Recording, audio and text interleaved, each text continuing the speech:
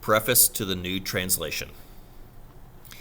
If in my lifetime I was to write only one book, this would be the one. Just as the past lingers in the present, all my writings after night include those that deal with biblical, Talmudic, or Hasidic themes, profoundly bear its stamp and cannot be understood if one has not read this very first of my works. Why did I write it? Did I write it so as not to go mad? Or, on the contrary, to go mad in order to understand the nature of madness, the immense, terrifying madness that had erupted in history and in the conscience of mankind? Was it to leave behind the legacy of words, of memories, to help prevent history from repeating itself? Or was it simply to preserve a record of the ordeal I endured as an adolescent, at an age when one's knowledge of death and evil should be limited to what one discovers in literature? There are those that tell me that I survived in order to write this text. I am not convinced. I don't know how I survived. I was rather weak, rather shy. I did nothing to save myself. A miracle? Certainly not. If heaven could or would perform a miracle for me, why not for others more deserving than myself? It was nothing more than chance. However, having survived, I needed to give some meaning to my survival. Was it to protect that meaning that I set to paper an experience in which nothing made any sense? In retrospect, I must confess that I do not know, or no longer know, what I wanted to achieve with my words. I only know that without this testimony, my life as a writer, or my life period, would not have become what it is. That of a witness who believes he has a moral obligation to try to prevent the enemy from enjoying one last victory by allowing his crimes to be erased from human memory. For today, thanks to recently discovered documents, the evidence shows that in the early days of their ascension to power, the Nazis in Germany set out to build a society in which there would simply be no room for Jews. Toward the end of their reign, their goal changed. They decided to leave behind a world in ruins in which Jews would never seem to have existed. That is why everywhere in Russia, in the Ukraine, and in Lithuania, the Einsatzgruppen carried out the final solution by turning their machine guns on more than 1 million Jews, men, women, and children, and throwing them into huge mass graves, dug just moments before by the victims themselves. Special units would then disinter the corpses and burn them. Thus, for the very first time in history, Jews were not only killed twice, but denied burial in a cemetery. It's obvious that the war which Hitler and his accomplices waged was a war not only against Jewish men, women, and children, but also against the Jewish religion, Jewish culture, Jewish tradition, and therefore, Jewish memory. Convinced that this period in history would be judged one day, I knew that I must bear witness. I also knew that, while I had many things to say, I did not have the words to say them. And painfully aware of my limitations, I watched helplessly as language became an obstacle. It became clear that it would be necessary to invent a new language. But how was one to rehabilitate and transform words betrayed and perverted by the enemy? Hunger, thirst, fear, transport, selection, fire, chimney. These words all have intrinsic meaning, but in those times, they meant something else. Writing in my mother tongue, at that point close to extinction, I would pause at every sentence and start over and over again. I would conjure up other verbs, other images, other silent cries. It still was not right. But what exactly was it? It was something elusive, darkly shrouded for fear of being usurped, profaned. All the dictionary had to offer seemed meager, pale, lifeless.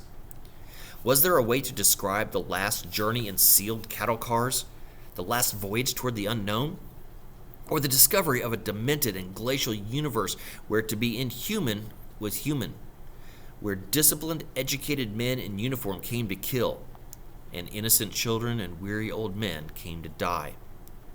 or the countless separations on a single fiery night, the tearing apart of entire families, entire communities, or, incredibly, the vanishing of a beautiful, well-behaved little Jewish girl with golden hair and a sad smile, murdered with her mother the very night of their arrival.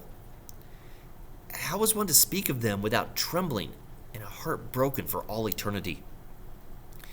Deep down, the witness knew then, as he does now, that his testimony would not be received.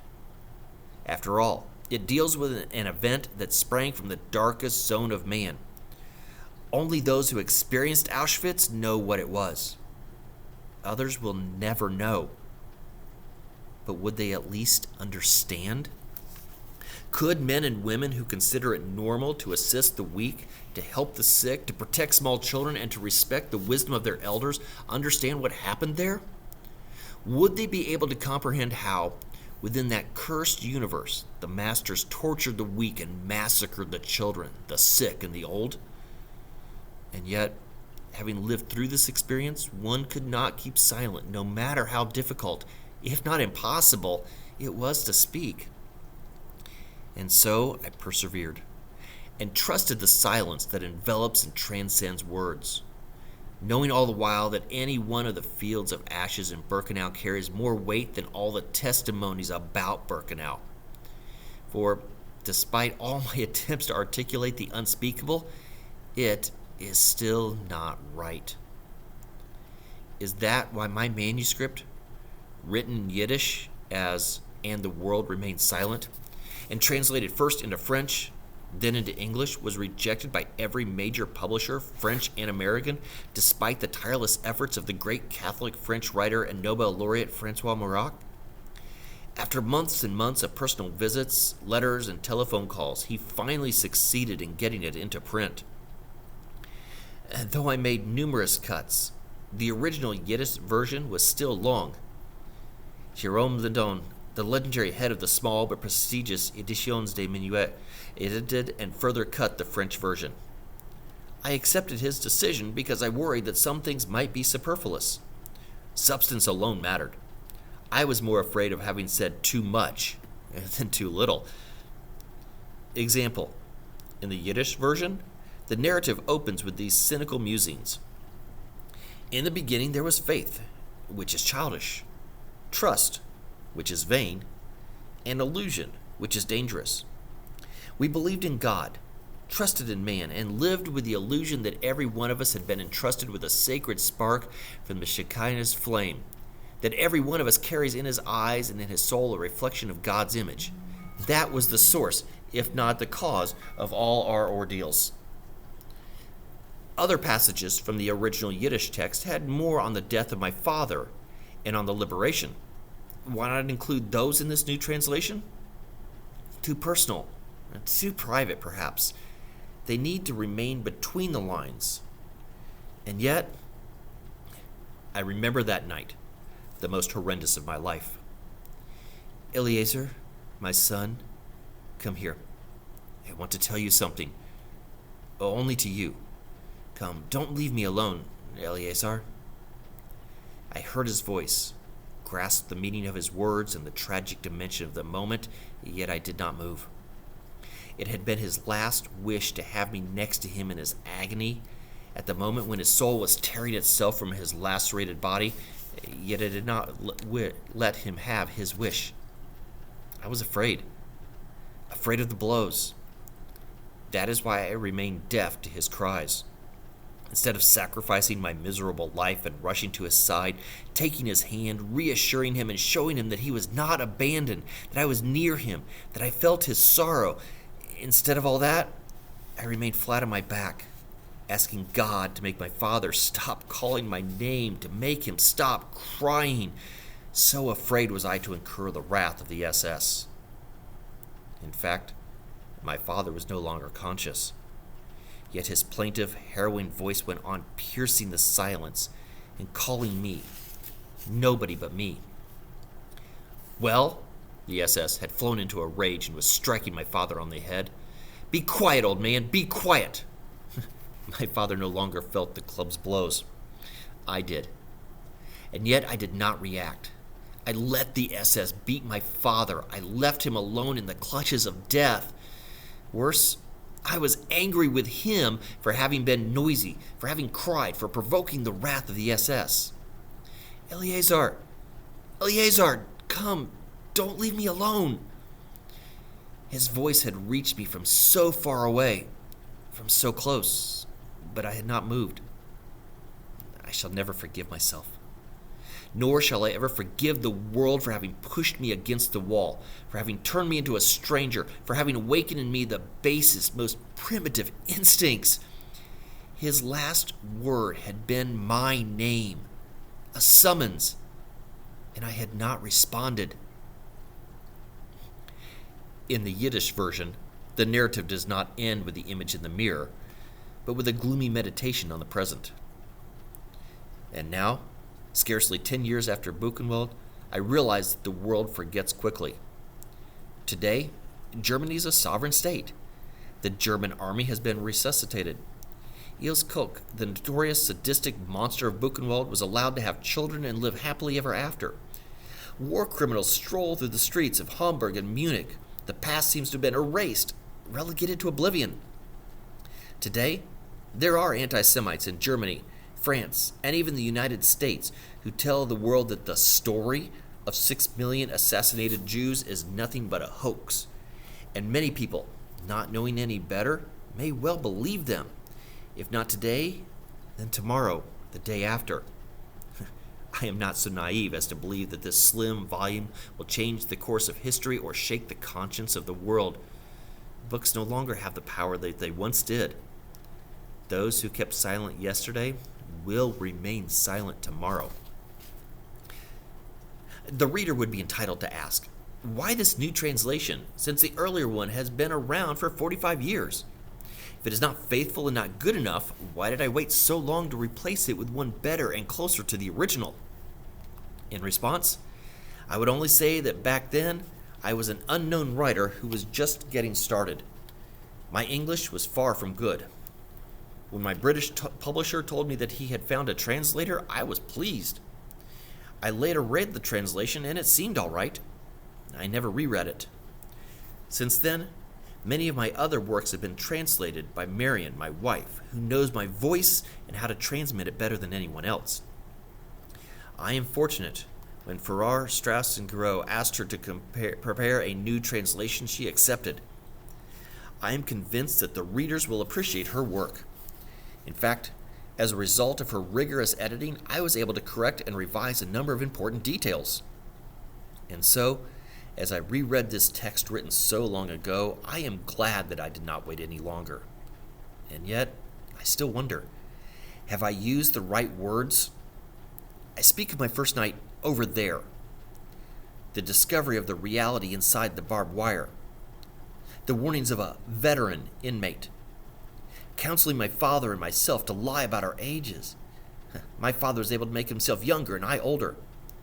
The selection, the march towards the chimneys looming in the distance under an indifferent sky, the infants thrown into fiery ditches. I did not say that they were alive, but that is what I thought.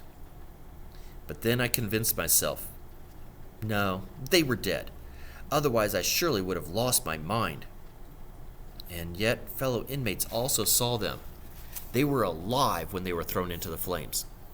Historians, among them Telford Taylor, confirmed it. And yet, somehow, I did not lose my mind. Before concluding this introduction, I believe it important to emphasize how strongly I feel that books, just like people, have a destiny. Some invite sorrow, others joy, and some both. Earlier, I described the difficulties encountered by Night before its publication in French 47 years ago.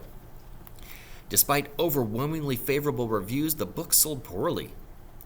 The subject was considered morbid and interested no one. If a rabbi happened to mention the book in his sermon, there were always people ready to complain that it was senseless to burden our children with the tragedies of the Jewish past. Since then, much has changed. Night has been received in ways that I never expected. Today, students in high schools and colleges in the United States and elsewhere read it as part of their curriculum. How to explain this phenomenon? Well, first of all, there's been a powerful change in the public's attitude. In the 50s and 60s, adults born before or during World War II showed a careless and patronizing indifference towards what is so inadequately called the Holocaust. That is no longer true. Back then, a few publishers had the courage to publish books on that subject. Today, such works are on most book lists. The same is true in academia. Back then, few schools offered courses on the subject. Today, many do. And strangely, those courses are particularly popular. The topic of Auschwitz has become part of mainstream culture. There are films, plays, novels, international conferences, exhibitions, annual ceremonies with the participation of the nation's officialdom. The most striking example is that of the United States Holocaust Memorial Museum in Washington, D.C. It has received more than 22 million visitors since its inauguration in 1993. This may be because the public knows that the number of survivors is shrinking daily and is fascinated by the idea of sharing memories that will soon be lost. For in the end, it is all about memory, its sources, and its magnitude, and of course, its consequences. For the survivor who chooses to testify, it is clear. His duty is to bear witness for the dead and for the living. He has no right to deprive future generations of a past that belongs to our collective memory. To forget would not only be dangerous, but offensive. To forget the dead would be akin to killing them a second time. Sometimes I am asked if I know the response to Auschwitz. I answer that not only do I not know it, but that I don't even know if a tragedy of this magnitude has a response. What I do know is that there is a response in responsibility. When we speak of this era of evil and darkness, so close and yet so distant, responsibility is the key word. The witness has forced himself to testify for the youth of today, for the children who will be born tomorrow. He does not want his past to become their future.